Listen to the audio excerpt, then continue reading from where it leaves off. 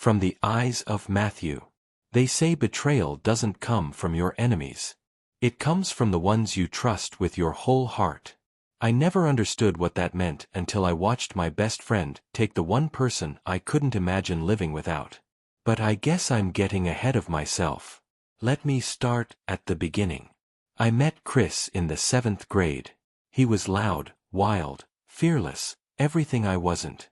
We met when he accidentally knocked over my lunch tray and offered me half his sandwich as an apology.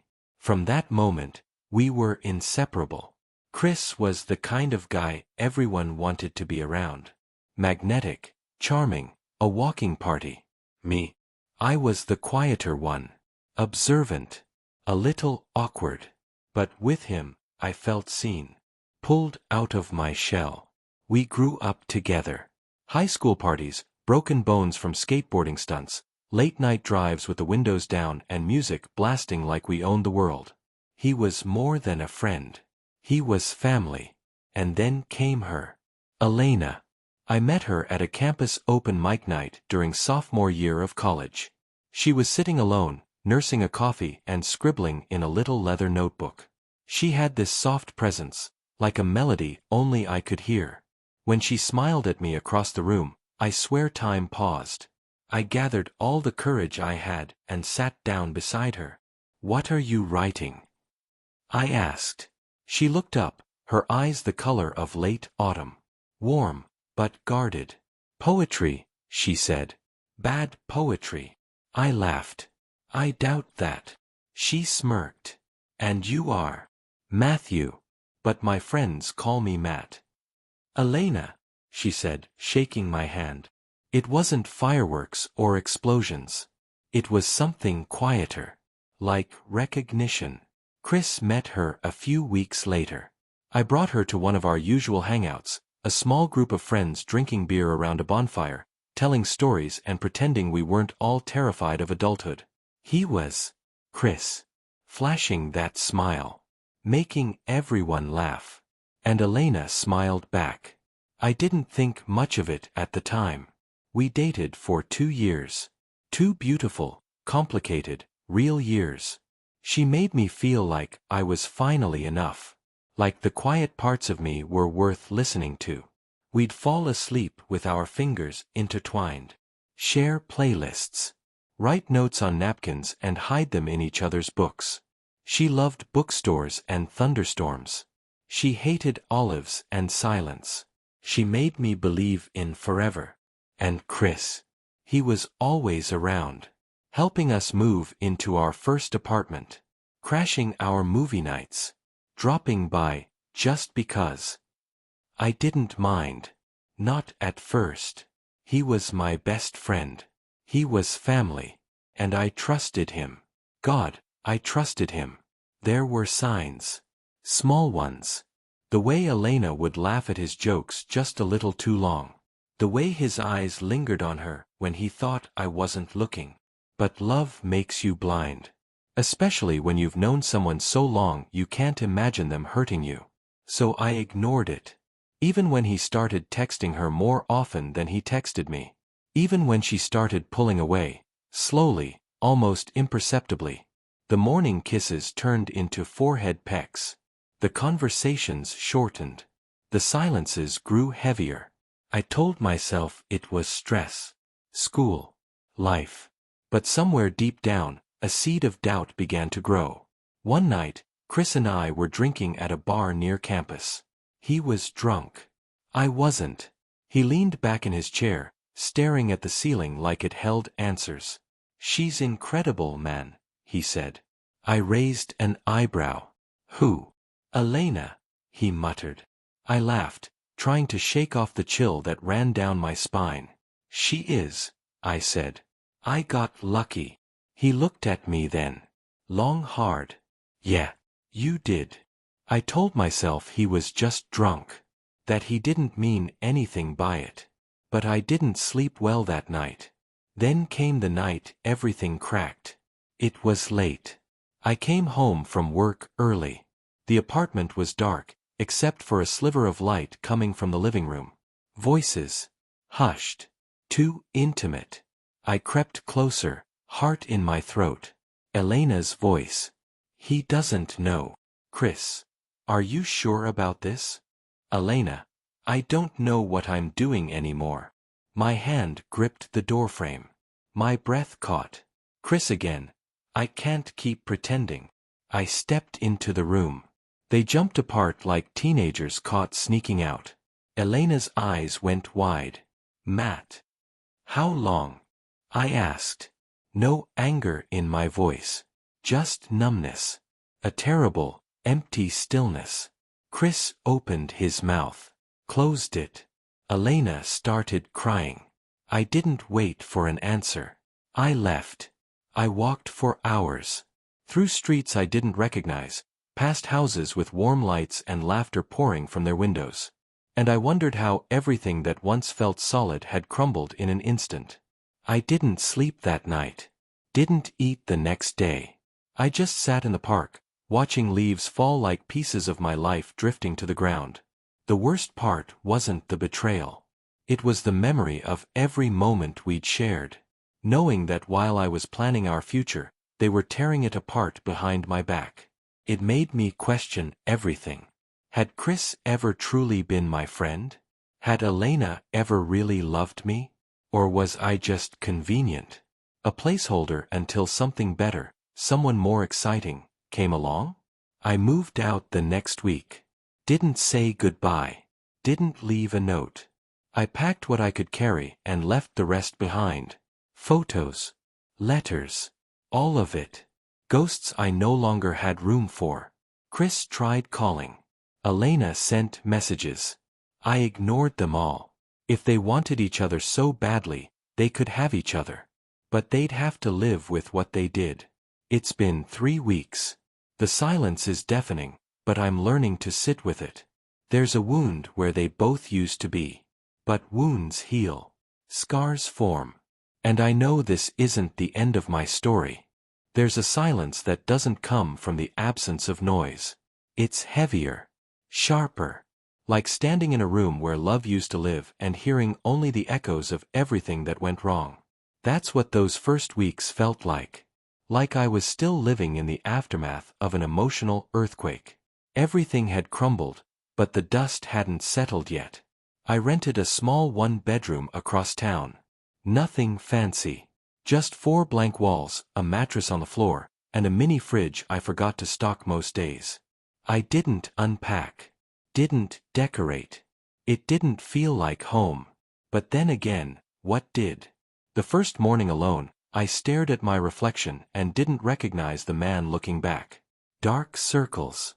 Unshaved face. Eyes that had lost something. I tried brushing my teeth, but halfway through, I dropped the brush and just leaned against the sink, gripping the porcelain like it might hold me together. I wasn't angry. Not yet. Just empty. Completely, terrifyingly empty. I avoided mutual friends. Deleted social media. Turned off my phone. Some days I stayed in bed for hours, staring at the ceiling. Other days, I walked for miles, trying to tire myself out enough to sleep. It didn't help. The memories haunted me anyway. Sometimes I'd see couples laughing on the street. A man brushing hair behind his girlfriend's ear. 2 hands intertwined under a table. And something inside me would twist. Not out of jealousy, but grief. That was supposed to be us. I tried to rationalize it. Maybe I wasn't exciting enough. Maybe I didn't see the signs soon enough. Maybe I didn't love her the right way. But deep down, I knew those were just lies I told myself to soften the blow. The truth. They chose to betray me. And nothing I could have done would have stopped it. One night, I came home to a letter taped to my door. Please, just talk to me. It wasn't signed. But the handwriting, I'd recognize it anywhere. Elena. I stood there for a long time, staring at the folded paper like it might explode. My fingers trembled as I opened it. She wrote that she never meant to hurt me. That it was never planned. That it just happened. She said Chris had always been around, that things got blurry, that she got confused. But the line that stuck with me most. You didn't do anything wrong. I just stopped feeling what I used to. It felt like a punch straight to the ribs. Not because of what she said, but because I believed her. Somewhere along the way, she did fall out of love. And while she owed me honesty, she chose deceit. I didn't reply. Didn't write back. Didn't scream. Didn't cry. I just sat on the floor and stared at the letter until the ink blurred from my breath. The anger came days later. Slow at first. Like a storm building on the horizon. I'd see Chris's old texts. You're my brother. I'd take a bullet for you. And I'd want to smash something. Because how do you go from brother to backstabber in a heartbeat? How do you look someone in the eyes while sleeping with the person they love? I started boxing. Not professionally, just at a local gym that didn't ask questions. I liked the sound of gloves hitting the bag. The way pain left my body through sweat instead of tears. The rhythm of it. Jab. Cross. Hook. Breathe. It made me feel like I was rebuilding something inside myself. Then came the call I didn't expect. It was Ryan, a mutual friend. One of the few I hadn't cut off completely. Hey, he said gently. I know you probably don't want to hear this, but you need to know what's going on. I braced myself. He told me that Chris had been bragging. That he'd told people he saved Elena from a boring life. That Matt was too soft. Too serious. Apparently, it wasn't just a betrayal. It was a joke. A game. And I was the punchline. That night, I didn't sleep. I stared at the ceiling until dawn, anger pulsing like a heartbeat behind my eyes. I thought about every time I helped Chris get out of trouble. Every time I picked him up drunk, lent him money, covered for his mistakes. And now he was parading around like he'd won some kind of prize. Like I was just collateral damage. I knew then what I had to do. I wasn't going to lash out. I wasn't going to fight him or trash his car or scream in his face. I was going to become someone they couldn't ignore. Someone stronger. Sharper. Unshakable. I started reading more. Taking care of myself. Working overtime. Saving. I cleaned up my space, even though I hated it. Threw out the last photo I had of the three of us. And I started writing. Not for them. For me. Page after page. All the pain, all the questions, all the silence. And slowly, the rage turned into something else. Not peace.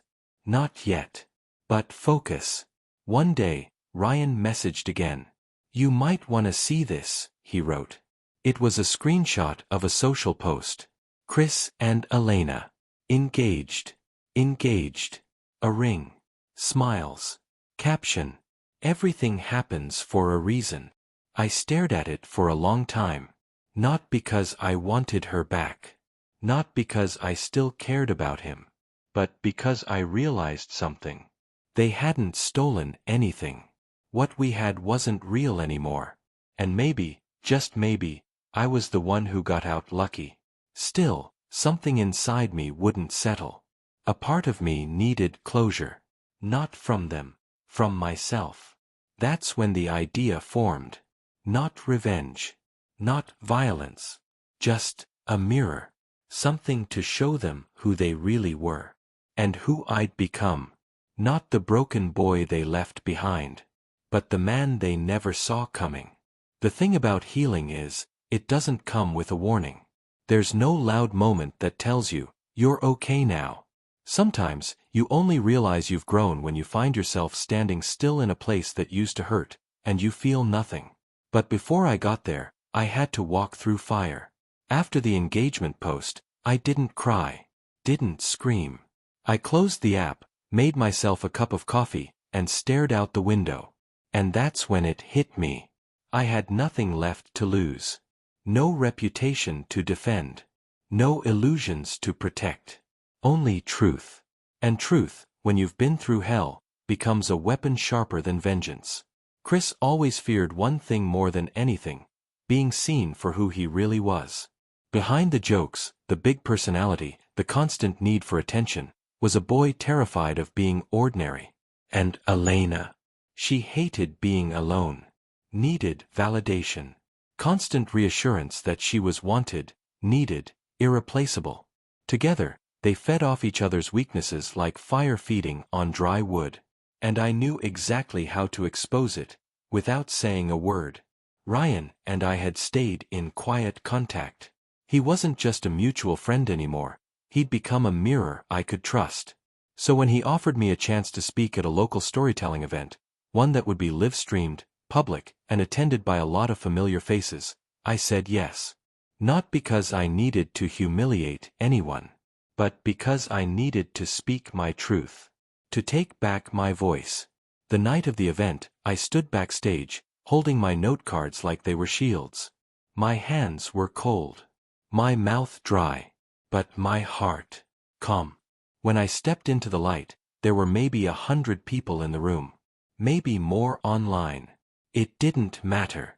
I began. I used to believe betrayal was something loud. Something obvious. But the truth is, it's quiet. It's made of whispered lies and half-hearted apologies. It's the silence between people who used to know each other. I didn't use their names. Didn't need to. But as I spoke about losing someone I loved to someone I trusted, about the hollow that betrayal leaves behind, I saw faces shift. Some leaned forward. Some teared up. And somewhere in the crowd, I knew people recognized the story for what it was. After the applause, I left through the side exit. I didn't stay to mingle. Didn't need validation. But as I was walking through the parking lot, I heard footsteps behind me. Matt. I turned. Elena. She looked smaller. Not physically, but dimmed. Like someone who'd been walking around trying to look okay but was slowly unraveling. "Can we talk?" she asked. I paused. Nodded. We stood near my car. The air between us felt old. Stale. "I saw the video," she said. "Ryan sent it to me." I raised an eyebrow. "Did he?" She nodded. "You didn't use our names, but it was us." I didn't speak. She looked down, fiddling with her sleeve.